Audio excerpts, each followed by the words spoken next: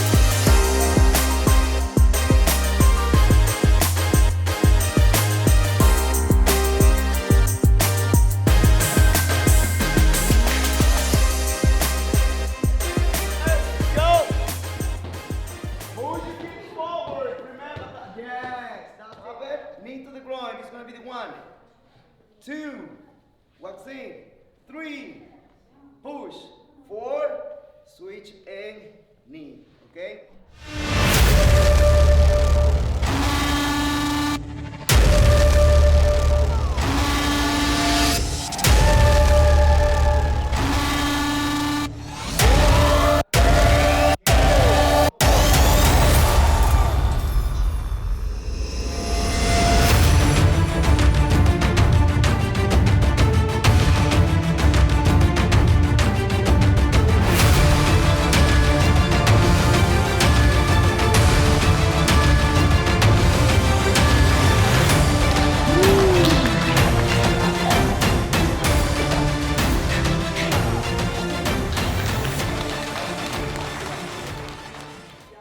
Today, you learn the movements a little bit, but if you don't practice, it's something like, as I told you, I give you an instrument, but if you don't practice, it's not gonna happen, okay?